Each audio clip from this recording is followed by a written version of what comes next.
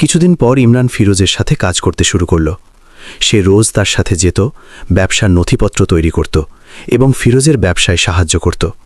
তার সততা এবং পরিশ্রমে সে খুব খুশি ছিলেন। দাদিমায়ের শরীরও দিন দিন ভালো হতে লাগল।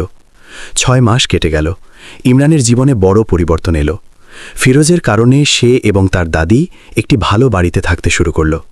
3 জন ব্যবসার অনেক গোপন কৌশল শিখে নিয়েছিল এবং ফিরোজ তাকে নিজের ছেলের মতো মনে করত। জয়নবও ইমরানের পরিশ্রম ও চরিত্র দেখে মুগ্ধ ছিল। কিন্তু মদিনায় সবাই ইমরানের উন্নতিতে খুশি ছিল না। আবু বকরের আফসোস ছিল যে সে ইমরানের মতো যোগ্য ছেলেকে হারিয়ে ফেলেছে। শহরের এক ধনী যুবক উমর, যে ফিরোজের শত্রুর ছেলে, সে ইমরানকে হিংসা করত কারণ সে জয়নবকে বিয়ে করতে চাইতেন। একদিন ফিরোজ ইমরানকে এক গুরুত্বপূর্ণ দায়িত্ব দিলেন।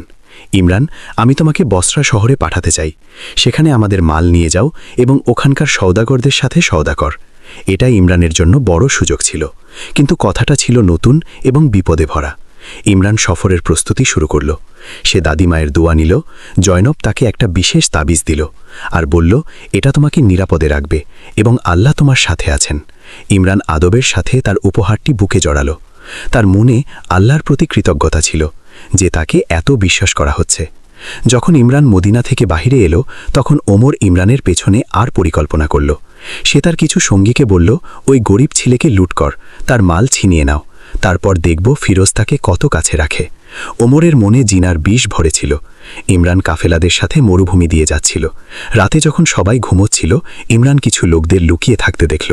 তার মনে ভয়ের কি হলো, কিন্তু সে অবিলম্বে আল্লাহর কাছে দোয়া করল, আমাকে এবং আমার সঙ্গীদের নিরাপদে রাখো, আমি তোমার হেফাজতে আছি। হঠাৎ রাতে নিস্তব্ধতা ভেঙে গেল এবং কিছু ডাকাত কাফেলাদের ওপর আক্রমণ করল। ডাকাতদের মধ্যে ওমরও ছিল, কিন্তু সে তার মুখ লুকিয়ে রেখেছিল। ইমরান সাহসিকতার সাথে লড়াই করল, কিন্তু তারা সংখ্যায় বেশি ছিল। শীঘ্রই ইমরানকে ধরে ফেলল এবং গভীর খাদে ফেলে দিল। চিৎকার করে বলল, আমার জায়গা নেওয়ার সাহস কিভাবে হলো? ইমরানের কাছে পৌঁছালো। ইমরান আহত ছিল, তবু হুঁশে ছিল। আমি কারো জায়গা নেইনি, আমি শুধু পরিশ্রম করেছি আর আল্লাহর শুকরিয়া আদায় করছি। ওমর ঘৃণা নিয়ে বলল, দেখব তোমার আল্লাহ কিভাবে বাঁচায়। ওমর খাদ থেকে বেরিয়ে গেল এবং ইমরানকে আহত অবস্থায় সেখানেই ফেলে গেল। ইমরানের চোখ বন্ধ হতে লাগল, কিন্তু সে তার ঈমান হারায়নি। সে ধীর কণ্ঠে বলল, হে আল্লাহ, তুমি সবার কথা শোনো। ঠিক সেই সময় বুত গোত্রের এক রাখাল তার ভেড়ার পাল নিয়ে সেই রাস্তা দিয়ে যাচ্ছিল। সে আহত ইমরানের আওয়াজ শুনল এবং খাদে নেমে গেল। হে আল্লাহ, এ তো আহত কোনো মুসাফির। রাখাল ইমরানকে তার কাঁধে নিল এবং নিজের তাঁবুতে নিয়ে গেল।